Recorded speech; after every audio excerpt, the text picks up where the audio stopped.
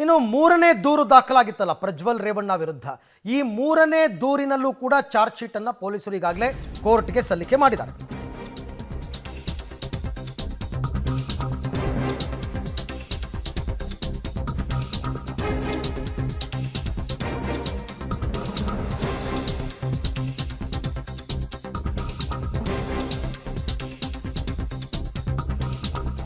ಮಾಜಿ ಸಂಸದ ಪ್ರಜ್ವಲ್ ರೇವಣ್ಣ ವಿರುದ್ಧ ಮೂರನೇ ರೇಪ್ ಕೇಸ್, ಅದರಲ್ಲಿ ಈಗ SIT ಅವರು ಚಾರ್ಜ್ ಶೀಟ್ ಅನ್ನು ಸಲ್ಲಿಸಿದ್ದಾರೆ. ಚಾರ್ಜ್ ಶೀಟ್ನಲ್ಲಿ ಸ್ಫೋಟಕ ಮಾಹಿತಿಗಳು ಬಹಿರಂಗವಾಗಿದೆ. ಜಿಲ್ಲಾ ಪಂಚಾಯತ್ ಮಾಜಿ ಸದಸ್ಯಗೆ ನಿರಂತರವಾಗಿ ಈತ ಅತ್ಯಾಚಾರವನ್ನು ಎಸಗಿದ್ದಾನೆ. ಸಂತ್ರಸ್ತೆಗೆ ಗನ್ ಪಾಯಿಂಟ್ ಇಟ್ಟು ಬೆದರಿಕೆಯನ್ನು ಹಾಕಿರೋದಂತೆ. ನೋಡಿ, ಇದು ಇನ್ನೊಂದು ಸೆಕ್ಷನ್ ಆ್ಯಡ್ ಅಪ್ ಆಗುತ್ತಿದ್ದು. ಸಂತ್ರಸ್ತೆಗೆ ಗನ್ ಪಾಯಿಂಟ್ ಇಟ್ಟು ಬೆದರಿಕೆಯನ್ನು ಹಾಕಿರ್ತಕ್ಕಂಥದ್ದು ಇದು ಇನ್ನೊಂದು ಸೆಕ್ಷನ್ ಇದು. ಸೊ ಹಾಗಾಗಿ ಏನು ಆತ ಮಾಡಿರ್ತಕ್ಕಂಥ ಕ್ರೈಮ್ ಇದೆ, ಆ ಕ್ರೈಮ್ನಲ್ಲಿ ಬೇರೆ ಬೇರೆ ಸೆಕ್ಷನ್ಸು ಆ್ಯಡಪ್ ಆಗ್ತಾ ಹೋಗುತ್ತೆ. ಸಂತ್ರಸ್ತೆಗೆ ಬೆದರಿಕೆ ಹಾಕಿ ಪ್ರಜ್ವಲ್ ಅತ್ಯಾಚಾರವನ್ನು ಎಸಗಿದ್ದಾರೆ ಅಂತನ್ಬಿಟ್ಟು ಚಾರ್ಜ್ ಶೀಟಲ್ಲಿ ಹೇಳ್ತಾರೆ. ಒಂದು ವೇಳೆ ನೀನು ಸಹಕರಿಸದೇ ಇದ್ದರೆ ಗಂಡನ ಪ್ರಾಣವನ್ನು ತೆಗೆಯೋದಾಗಿ ಪ್ರಜ್ವಲ್ ಧಮಕಿ ಹಾಕಿದ್ರಂತೆ. ಇದು ಧಮಕಿ ಕೇಸ್. ಇದು ಇನ್ನೊಂದು ಸಹಕಾರ ಕೊಡಬೇಕು ಅಂತನ್ಬಿಟ್ಟು MP ಕ್ವಾರ್ಟರ್ಸ್ಗೆ ಕರೆದೊಯ್ದು ನಿರಂತರವಾಗಿ ಅತ್ಯಾಚಾರ ಮಾಡಿದ್ದ ಅಂತಕ್ಕಂಥದ್ದು ಕೂಡ ಚಾರ್ಜ್ ಶೀಟ್ನಲ್ಲಿ ಪೊಲೀಸರು ಉಲ್ಲೇಖ ಮಾಡಿದ್ದಾರೆ. ಪ್ರಜ್ವಲ್ ವಿರುದ್ಧದ ಚಾರ್ಜ್ ಶೀಟ್ನಲ್ಲಿ ಈ ಎಲ್ಲ ಸ್ಫೋಟಕ ಮಾಹಿತಿಗಳು ಕೂಡ ಅಡಕವಾಗಿದೆ. ಅಷ್ಟೇ ಅಲ್ಲ, ನೋಡಿ, ಸಂತ್ರಸ್ತೆಗೆ ಪ್ರಜ್ವಲ್ ರೇವಣ್ಣ ವಿಡಿಯೋ ಕಾಲ್ ಮಾಡ್ತಾ ಇದ್ದಂತೆ. ವಿಡಿಯೋ ಕಾಲ್ನಲ್ಲಿ ಖಾಸಗಿ ಅಂಗಾಂಗಗಳನ್ನು ತೋರಿಸುವಂತೆ ಬೆದರಿಕೆ ಹಾಕ್ತಾ ಇದ್ದ ಅಂತ ಗೊತ್ತಾಗಿದೆ. ಸಂತ್ರಸ್ತೆಯ ಖಾಸಗಿ ಫೋಟೋ ಇಟ್ಕೊಂಡು ಬ್ಲ್ಯಾಕ್ ಮೇಲ್, ಇದು ಇನ್ನೊಂದು ಸೆಕ್ಷನ್ ಆ್ಯಡಪ್ ಆಗುತ್ತೆ. ಕೇವಲ ರೇಪ್ ಅಷ್ಟೇ ಅಲ್ಲ, ಬೇರೆ ಬೇರೆ ಅಪರಾಧಗಳಿದೆ ಇಲ್ಲಿ. ಮುಖ ಕಾಣದಂತೆ ವಿಡಿಯೋ ಕಾಲನ್ನು ಪ್ರಜ್ವಲ್ ಮಾಡ್ತಾ ಇದ್ದ. ಚಾರ್ಜ್ ಶೀಟ್ನಲ್ಲಿ ಪ್ರಜ್ವಲ್ನ ಕರಾಳ ಮುಖ ರಿವೀಲ್ ಆಗಿರ್ತಕ್ಕಂಥದ್ದು. ಮೂರನೇ ಕೇಸ್ ಇದು. 2 ಕೇಸಲ್ಲಿ ಈಗಾಗಲೇ ಚಾರ್ಜ್ ಶೀಟ್ ಸಲ್ಲಿಸಿದ್ರು, ಮೂರನೇ ಕೇಸಲ್ಲೂ ಚಾರ್ಜ್ ಶೀಟ್ ಆಗಿದೆ.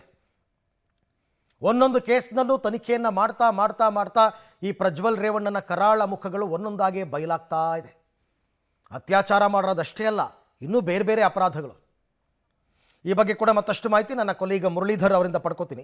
ಮುರಳಿ, ಈಗ ಚಾರ್ಜ್ ಶೀಟ್ನ ಕೆಲವು ಅಂಶಗಳನ್ನ ನೋಡ್ತಾ ಇದ್ರೆ ಇದು ಕೇವಲ ಅತ್ಯಾಚಾರ ಮಾತ್ರ ಅಟ್ರ್ಯಾಕ್ಟ್ ಮಾಡ್ತಾ ಇಲ್ಲ, ಬೆದರಿಕೆ, ಕೊಲೆ ಆರೋಪ, ಬ್ಲ್ಯಾಕ್ ಮೇಲ್ ಮಾಡಿರ್ತಕ್ಕಂಥದ್ದು. ಸೊ ಈ ಎಲ್ಲ ಸೆಕ್ಷನ್ಸ್ಗಳನ್ನು ಆ್ಯಡಪ್ ಮಾಡೋದ್ರಿಂದ ಜಾಮೀನಿಗೆ ಇವೆಲ್ಲವೂ ಕೂಡ ತೊಂದರೆ ಆಗುತ್ತಾ ಹಾಗಾದ್ರೆ ಅಂತ? ಖಂಡಿತ ಅರವಿಂದ್, ಯಾಕೆಂದ್ರೆ ಕೇವಲ ಒಂದು ಮಹಿಳೆಯನ್ನ ಏನು ಅತ್ಯಾಚಾರದ ವಿಚಾರಕ್ಕಾಗಿ ಅಂದ್ರೆ ಲೈಂಗಿಕ ಸಂಪರ್ಕವನ್ನ ಬೆಳೆಸೋ ವಿಚಾರಕ್ಕಾಗಿ ಆಕೆಯ ಜೊತೆಯಲ್ಲಿ ತುಂಬಾ ಅಸಭ್ಯವಾಗಿ ವರ್ತನೆಯನ್ನ ಮಾಡಿರುವಂತದ್ದು, ಮತ್ತೆ ಆಕೆಗೆ ಬ್ಲಾಕ್ ಮೇಲ್ ಅನ್ನ ಮಾಡುವಂತ ಪ್ರಯತ್ನಗಳು, ಜೊತೆಗೆ ಆ ಗನ್ ಪಾಯಿಂಟ್ ಇಟ್ಟು ಆಕೆಯನ್ನ ಅತ್ಯಾಚಾರ ಮಾಡಿದ್ದಾರೆ ಅಂತೇಳಿ ಆಕೆ ಒಂದು ದೂರನ್ನ ಕೊಟ್ಟಿರುವಂತದ್ದು. ಆ ದೂರನ್ನ ಅಂಶಗಳನ್ನೇ ದೋಷಾರೋಪ ಪಟ್ಟಿಯಲ್ಲೂ ಕೂಡ ಉಲ್ಲೇಖವನ್ನ ಮಾಡ್ತಾ ಹೋಗ್ತಾ ಇರುವಂತದ್ದು. ಯಾಕಂದ್ರೆ ತನಿಖಾಧಿಕಾರಿಗಳು ತನಿಖೆ ಸಂದರ್ಭದಲ್ಲಿ ಒಂದಷ್ಟು ಮಾಹಿತಿಗಳನ್ನ ಕ್ರೋಢೀಕರಿಸುವಂತ ಪ್ರಯತ್ನಗಳನ್ನ ಮಾಡಿದ್ದಾರೆ. ಯಾಕಂದ್ರೆ ಒಬ್ಬ ಸಂಸದ ಅಂದ್ರೆ ಸಂಸದನ ಬಳಿಯಲ್ಲಿ ಏನು ಗನ್ನ ಲೈಸೆನ್ಸ್ ಇರುವಂತದ್ದು ಅಥವಾ ಗನ್ನನ್ನ ಇಟ್ಕೊಳ್ಳುವಂತ ಪವರ್ ಇರೋಂತ, ಅಂದ್ರೆ ಆ ಪ್ರಜ್ವಲ್ ರೇವಣ್ಣ ಗನ್ನನ್ನ ಇಟ್ಕೊಂಡಿದ್ರ ಅಥವಾ ಅವರ ಗನ್ಮ್ಯಾನ್ ಇಂದ ಗನ್ನನ್ನ ಪಡೆದುಕೊಂಡು ಆಕೆಗೆ ಬೆದರಿಕೆಯನ್ನ ಮಾಡಿದ್ರೆ, ಇದೆಲ್ಲದ್ರ ಬಗ್ಗೆನೂ ಕೂಡ ದೋಷಾರೋಪ ಪಟ್ಟಿಯಲ್ಲಿ ಉಲ್ಲೇಖ ಮಾಡ್ತಾ ಹೋಗುವಂತದ್ದು. ಅಂದ್ರೆ ಆಕೆಗೆ ಒಮ್ಮೆಗೆ ಅತ್ಯಾಚಾರ ಆದ ಬಳಿಕ ಅಂದ್ರೆ BCM ಹಾಸ್ಟೆಲ್ ವಿಚಾರವಾಗಿ ಒಂದು ಮಾಹಿತಿಯನ್ನ ಕೇಳಲಿಕ್ಕೆ ಹೋಗಿರ್ತಾರೆ, ಒಂದು ಸಹಾಯವನ್ನ MP ಹತ್ರ ಕೇಳಲಿಕ್ಕೆ ಹೋಗೋ ಸಂದರ್ಭದಲ್ಲಿ ಆಕೆಯ ಮೇಲೆ ಮೊದಲ ಬಾರಿಗೆ ಅತ್ಯಾಚಾರ ಆಗುತ್ತೆ. ಅದಾದ ಬಳಿಕ ನಿರಂತರವಾಗಿ ಆಕೆಯನ್ನ ಅತ್ಯಾಚಾರವನ್ನ ಮಾಡುವಂಥದ್ದು, ಮತ್ತು ನಿನಗೇನಾದ್ರೂ ನೀನು ನನಗೆ ಜೊತೆಯಲ್ಲಿ ಲೈಂಗಿಕವಾಗಿ ಸಂಪರ್ಕವನ್ನ ಸಾಧಿಸಲಿಲ್ಲ ಅಂದ್ರೆ ಅಥವಾ ಸಹಕಾರವನ್ನ ಕೊಡ್ಲಿಲ್ಲ ಅಂದ್ರೆ ನಿನ್ನ ಗಂಡನನ್ನ ಹತ್ಯೆಯನ್ನ ಮಾಡ್ತೀನಿ ಅಂತ ಹೇಳಿ ಬೆದರಿಕೆ ಹಾಕುವಂತ ಪ್ರಯತ್ನಗಳನ್ನ ಮಾಡ್ತಾ ಇದ್ರು ಅಂತ ಹೇಳಿ ಆಕೆ ದೂರಿರುವಂತದ್ದು. ಅದಾದ ನಂತರ ಪದೇ ವಿಡಿಯೋ ಕಾಲ್ ಮಾಡುವಂತ ಪ್ರಯತ್ನಗಳನ್ನ ಮಾಡ್ತಾ ಇದ್ರು. ಆ ವಿಡಿಯೋ ಕಾಲ್ ಅನ್ನ ಮಾಡೋ ಸಂದರ್ಭದಲ್ಲಿ ನನ್ನ ಖಾಸಗಿ ಅಂಗಾಂಗಗಳನ್ನ ತೋರಿಸಬೇಕು ಅಂತ ಹೇಳಿ ಒತ್ತಾಯವನ್ನ ಮಾಡೋರು. ಜೊತೆಗೆ ಅದಾದ ಬಳಿಕ ಅದನ್ನ ಫೋಟೋನ ಕ್ಲಿಕ್ಕಿಸಿಕೊಂಡು ಅದನ್ನ ನಾನು ಸೋಷಿಯಲ್ ಮೀಡಿಯಾದಲ್ಲಿ ಹಾಕ್ತೀನಿ ಅಂತ ಹೇಳಿ ಭಯ ಬೀಳಿಸುವಂತದ್ದು, ಮತ್ತೆ ನನ್ನ ಜೊತೆಯಲ್ಲಿ ಲೈಂಗಿಕ ಸಂಪರ್ಕವನ್ನ ಹೊಂದೋ ಪ್ರಯತ್ನಗಳನ್ನ ಮಾಡ್ತಾ ಇದ್ರು ಅನ್ನೋದ್ರ ಬಗ್ಗೆ ಒಂದಷ್ಟು ಆರೋಪವನ್ನ ಮಾಡುವಂತದ್ದು. ಅರವಿಂದ್, ಇಲ್ಲಿ ಒಂದು ಪ್ರಮುಖವಾಗಿ ಗಮನಿಸಬೇಕಾಗಿರುವಂತ ವಿಚಾರ, ಇದುವರೆಗೂ ಕೂಡ ಪಬ್ಲಿಕ್ ಡೊಮೈನ್ಗೆ ಬಂದಿರುವಂತ ಒಂದಷ್ಟು ಫುಟೇಜಸ್ ಗಳಿದೆ, ಅಂದ್ರೆ ವಿಡಿಯೋ ಫುಟೇಜಸ್ ಗಳಿದಾವೆ. ಅದೆಲ್ಲೂ ಕೂಡ ಪ್ರಜ್ವಲ್ ರೇವಣ್ಣ ಅವರ ಮುಖ ಕಾಣೋದಿಲ್ಲ. ಆದ್ರೆ ಆಕೆ ಸಂತ್ರಸ್ತೆಯ ಹೇಳಿಕೆಯಲ್ಲೇ ಒಂದು ಮಾಹಿತಿಯನ್ನ ಕೊಟ್ಟಿದ್ದಾರೆ.